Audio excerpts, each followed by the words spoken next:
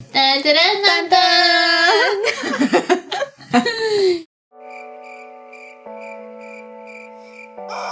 Hey everyone! Today I'm here with Dani, and as you can see, she has her mice. So we're gonna talk a little bit about the pets that she has, and she has quite, I don't know, like unusual, interesting pets. Like you know, where we say pets, we're like cat, dog, fish.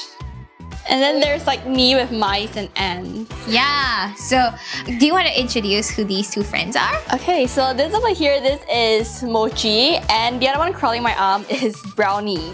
I imagined mice as like really, slimy. Oh, sorry, said it. Like slimy or like really, I don't know, like scary animals. But seeing how small and like how cute they actually are makes me want to like pet.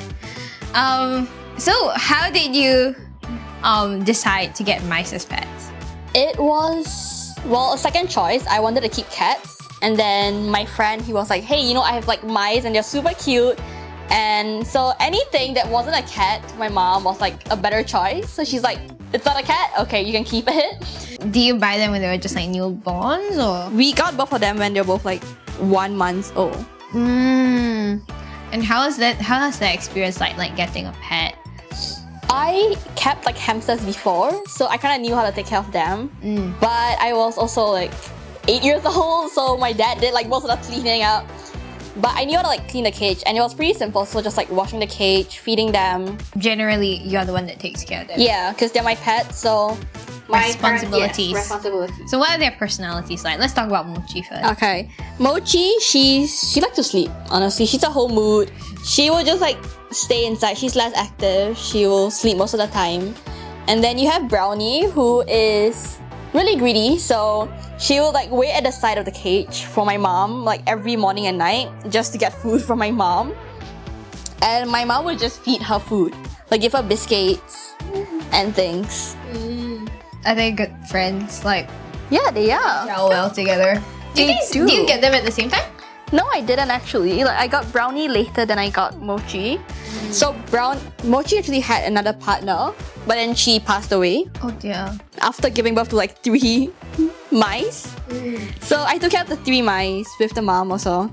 And then we sold them away because they were all 3 boys and we can't keep like 3 more boys because they all need to be separated. So then we got her Brownie as a partner, and at first they started fighting. They were like fighting, so I had to separate them. And then finally one night, because we put the 2 cages together, and the next morning the 2 mice were in the same cage, and I was like, wait, who moved them over in the middle of the night? I was gonna say a start of a love story. Yeah. And somehow, honestly, like to this day, I still have no idea how she moved over. So what's like the lifespan of mice? So the lifespan of mice is only about like 2 years, 1.5 to 2 years, so it's not too long. So which makes like taking care of them like much easier. So it's not like a very long-term commitment. Ooh, so what do you feed them? Okay, so they usually have their own food, which is like this hard pellet. But as a treat, sometimes they get their snacks or live mealworms over here. Actually, you haven't held them before, right? Okay, so she's never held the mice before. I think everyone in the room here has held it. So we're gonna let her hold. Okay, you can choose which one do you want to hold. Which one's nicer? Both of them are just good. Alright, come. Here. Okay.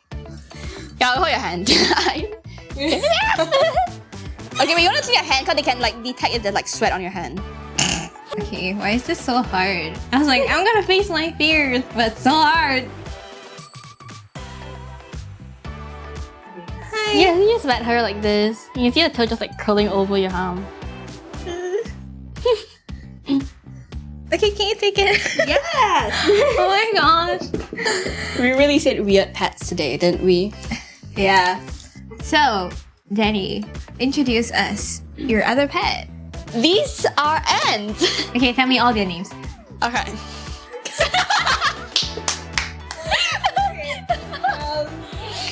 So these ants over here, these are the Camponotus auraventris. Or, okay, less complicated name would be the silver Carpenter Ant. So they're called silver Carpenter Ant because if you shine a light on like their abdomen, right? You know what the abdomen is, don't you? Yes. Okay. So if you shine a light on the abdomen, it has like a very like silvery tint on it. Yeah. So this actually protects them from like the sun's UV rays. They were 24/7 sunscreen. They said skincare. Yes. So like, why did you decide to keep ants? Cause like, many people view ants as pests. Yes. I do. Okay, so it started off in like 2019 where my mom was like, hey, there's this like job at an ant museum, do you wanna like go? And I'm like, what's the pay like? Because I was like, it's ants, should I or not? So she's like, oh, it's like 8 per hour. And I'm like, heck, money, let's go. So we went there, we started walking. And then at first it was like, for the money because, yes. And then I was like, hey, like ants are kind of interesting. So I started having like a bunch of questions like why do you like this? Why do you do this and that? Okay, formicarium is basically like this. Like an ant nest, an ant prison, for you to see them. High class prison. So they can come in different shapes and sizes. So this is like one of them. But usually most formicariums, you have a inner wall for them, the chamber nest, and the outer wall, which is where they go out and explore to find their food. So how do they go from here to here? Okay, so there's a hole which is kind of blocked by the cockroach, but there is a hole that they can actually move about. So what do you feed it? I see roaches. Okay. Yes, you see roaches. So you can just give them like normal food, like chicken. Oh. Yeah. So they would eat it. I mean, like, that's why they go to your kitchen, right? But like, because cockroaches, mealworms, and crickets have like higher protein stores, we use it to like boost the colonies and they kind of prefer it better too. So when you first get the ants, how many do you get? Actually, if you go from the beginning, you have to catch the queen. Because she's the one that lays eggs, right? So after like a rain, I'll go out and find queens at like a HDB block. Ooh. So just like go out, bring my net and like a stool because I'm too short. And then take a bunch of containers, like these containers. Yeah. And then if I see an ant like on the wall, I'll just catch it, put it inside, and then I'll just kind of wait a few days to see if like she sheds her wings and if she starts laying eggs. And you can usually see the eggs start forming. Hypothetically, I don't know if this has happened, but if there's like one dead ant, what happens to it inside here? Okay, if there's like one dead ant, because they're all kind of die of old age still. Yeah. So actually ants are very neat. Like they have their own rubbish bin. So they will kind of find a spot and then throw the rubbish there. So they also move the dead ant and throw it there. What's the lifespan of an ant? So for a worker ant, it's about 3 to 6 months or up to a year. But for the queen, okay, you wanna make a guess how long the queen can like live for? Like 3 years? Maybe a little bit more. 5, 7, 9, 10, 18, 20, Close? 30? Yeah. That's really long. She can live up to 30 years. That's really long as compared to all these other ones. So all she does her whole life is just like lay eggs. And then the kids, they'll kind of just like die and then she lays more new ones. And yeah. So the colony of ants at your house is probably older than you. Wow. So does that mean like you have to let the queen out to like mate? Okay, so surprisingly, she only needs to mate once in her whole life. So the one time that she flies out to mate, once I catch her, she's like done. She's enough like sperm inside her to like lay a bunch of times. Basically the rest of her life. What's the significance of ants in the whole ecosystem and like food chain and everything? Okay, so for ants, they can be scavengers or they can be like the hunters too. So like the scavengers, they have to clear up like the dead food and things.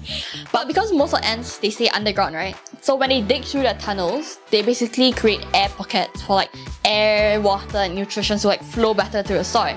So by doing this, then like the plants will actually like grow better because they get more access to like water and things. It's just like earthworms. Yes. Oh, so it's good to have like ants in your like flower pots. Yeah. Oh, that's nice. And if let's say they do come into your kitchen, the only reason why they're doing that is because they can sense food. And they're helping you clean up. Yeah. Tell that to my mom. Just like clean it up now so the ants won't get here, so we'll just starve the ants. Thank you, Dani, for chatting with me. Yeah, thanks for about having your me. ants and your mice. It's really interesting and very informative. And if you want to, check out the ant museum that Dani used to work at, you can find it in our link below. And Dani's Instagram username will be on the screen here. You can check out the latest episode that we did together on Spotify, Apple Podcasts, and basically any other major streaming platform.